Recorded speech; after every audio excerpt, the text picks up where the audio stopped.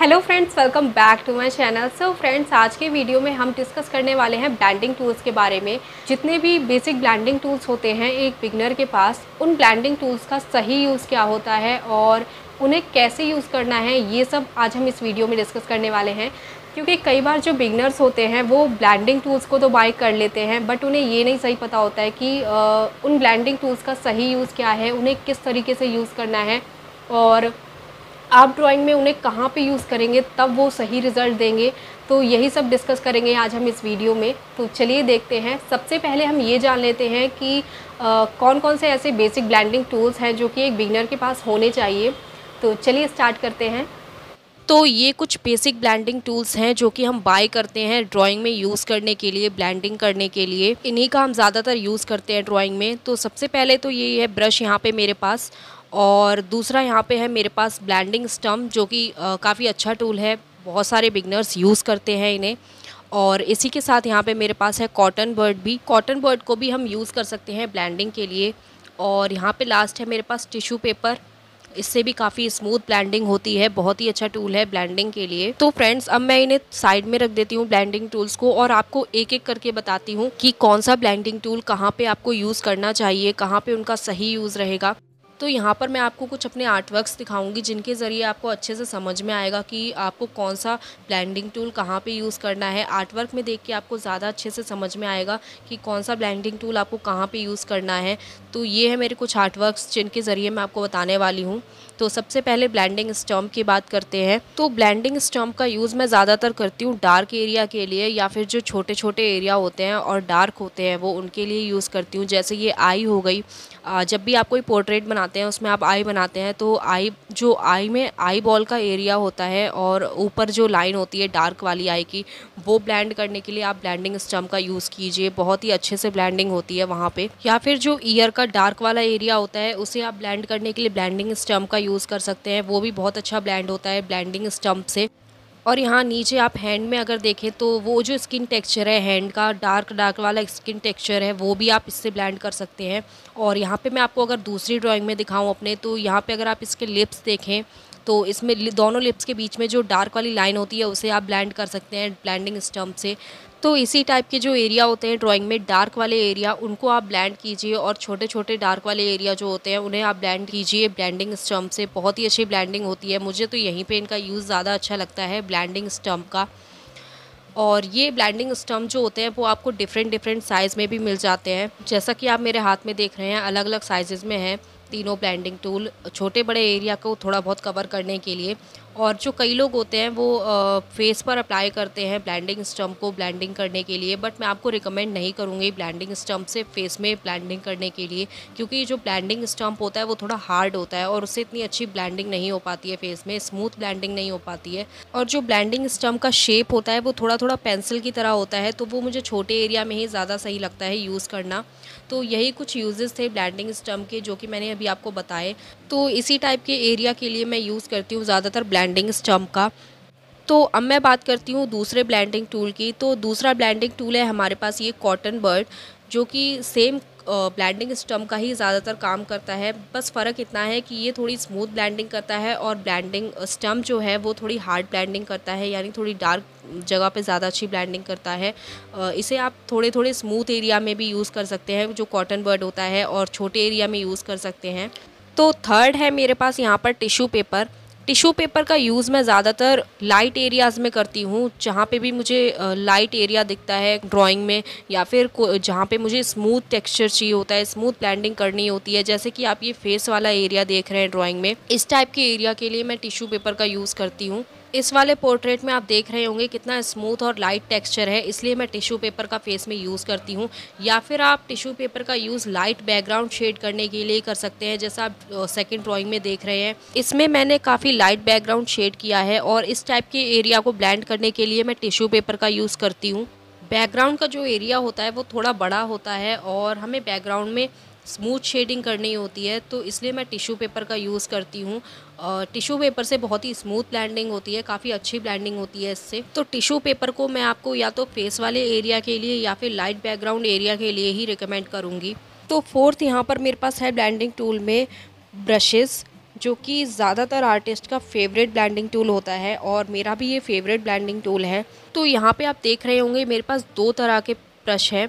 एक तो मेरे पास जो यहाँ पे रेड वाला ब्रश है वो है पेंट ब्रश, जिससे कि हम पेंटिंग करते हैं, पेंटिंग करते वक्त यूज़ करते हैं और इसके जो ब्रिसल्स हैं वो काफ़ी सॉफ्ट हैं। और दूसरा मेरे पास यहाँ पर है मेकअप ब्रश, जो कि पेंट ब्रश के कंपैरिजन में थोड़ा सा हार्ड है।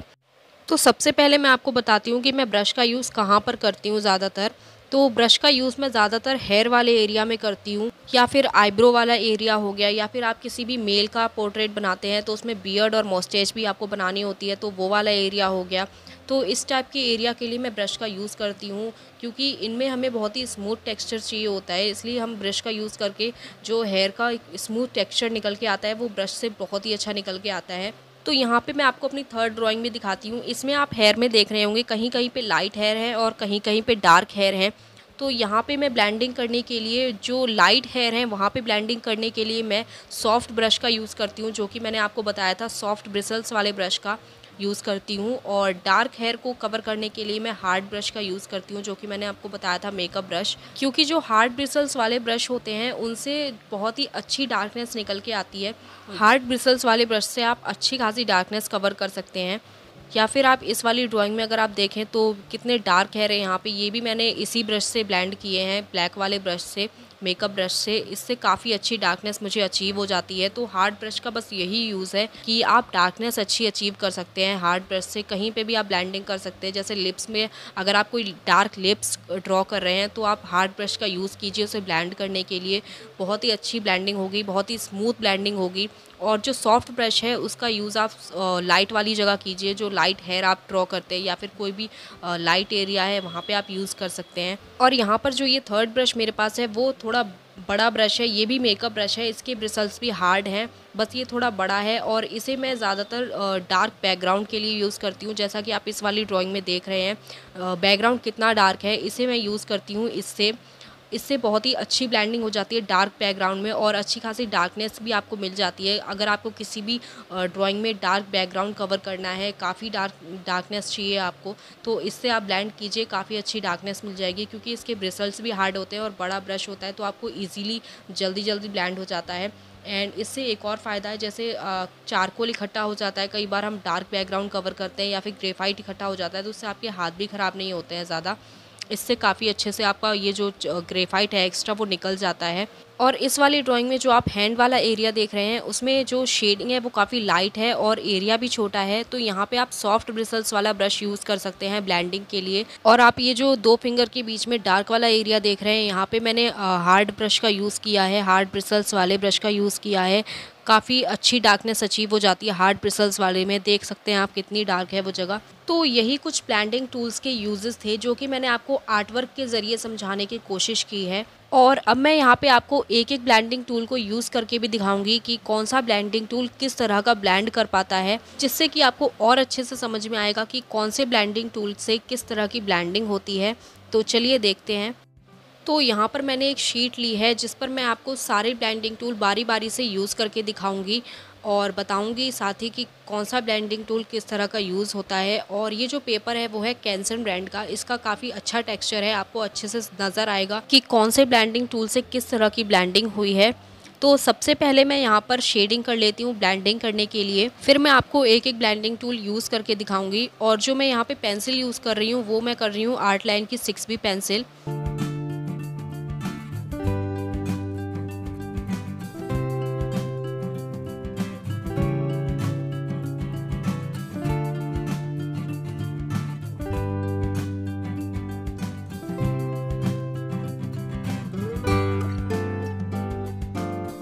तो शेडिंग यहाँ पे मैंने कर ली है और सब में मैंने बिल्कुल बराबर शेडिंग की है। अब मैं आपको यूज़ करके दिखाती हूँ ब्लेंडिंग टूल। सबसे पहले मैं यूज़ करूँगी ब्लेंडिंग स्टम्प का।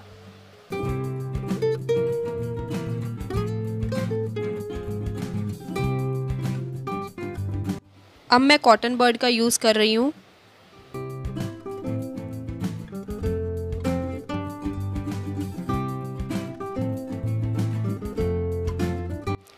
अब टिश्यू पेपर से भी ब्लेंड कर लेते हैं।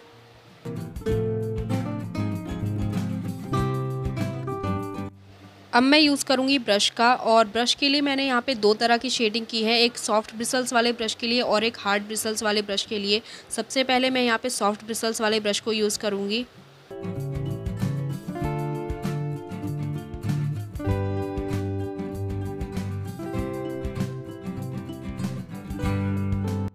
तो ब्लेंडिंग यहाँ पे हो चुकी है, और सबसे पहले बात करते हैं ब्लेंडिंग स्टम्प की। तो ब्लेंडिंग स्टम्प वाली शेडिंग अगर आप ध्यान से देखें तो उसमें टेक्सचर नज़र आ रहा है, बहुत ज़्यादा टेक्सचर नज़र आ रहा है, और ब्लेंडिंग जो हुई है वो थोड़ी डार्क हुई है, यानी जो शेडिंग है वो डार्क हो गई है और टेक्सचर साफ़ नज़र आ रहा होगा आपको। और जो कॉटन बर्ड वाली शेडिंग हुई है वो थोड़ी स्मूथ लग रही है ब्लेंडिंग स्टम्प से। स्टम्प वाली शेडिंग इतनी सॉफ्ट नहीं है जितनी कॉटन बर्ड वाली है। उसका रीज़न यही है कि जो कॉटन बर्ड होता है वो सॉफ्ट होता है ब्लेंडिंग स्टम्प से। अगर आप कॉटन बर्ड को देखें तो वो ब्लेंडिंग स्टम्प से थोड़ा सॉफ्ट होता है और ब्लेंडिंग स्टम्प हार्ड होता है, इसलिए वो थोड़ी डार्क हुई है। स्टम्प वाली ब्लेंडिंग थोड़ी डार्क हुई है और कॉटन बर्ड वाली ब्लेंडिंग स्मूथ हुई है। और टिश्यू पेपर वाली ब्लेंडिंग को अगर आप देखें तो वो काफ़ी सॉफ्ट हुई है, उसने पूरे ग्रेफाइट को अच्छे से ब्लेंड कर दिया है। और ब्लेंडिंग स्टम्प वाला जो ग्रेफाइट है वो इतना अच्छा ब्लेंड नहीं हुआ है, और कॉटन बर्ड वाला भी इतना स्मूथ नहीं है जितना कि टिश्यू पेपर वाला है। तो यही फ़र्क है टिश्यू पेपर में और स्टम्प में और कॉटन बर्ड में। काफ़ी स्मूथ ब्लेंडिंग होती है टिश्यू पेपर से, वो पूरे ग्रेफाइट को अच्छे से ब्लेंड कर देता है। और अगर ब्रश वाली ब्लेंडिंग की बात करें तो आपको साफ़ नज़र आ रहा होगा, जो मैंने हार्ड वाले ब्रश से ब्लेंडिंग की है वो सॉफ्ट वाले ब्रश से डार्क है, थोड़ी डार्क शेडिंग हो गई है, और सॉफ्ट वाली थोड़ी लाइट शेडिंग है। तो यही डिफरेंस होता है हार्ड ब्रश में और सॉफ्ट ब्रश में। और ये दोनों ही ब्रश आपको इजीली मार्केट में मिल जाएंगे। एक है पेंट ब्रश और एक है मेकअप ब्रश, जो कि आपको इजीली कॉस्मेटिक की शॉप पे मिल जाएगा, और जो पेंट ब्रश है वो आपको इजीली आर्ट की शॉप पे मिल जाएगा किसी भी। बस आप नॉर्मली ब्रिसल्स को चेक कर लेना कि हार्ड है कि सॉफ्ट है, उससे आपको पता चल जाएगा कि आप कौन सा ब्रश बाय कर रहे हैं।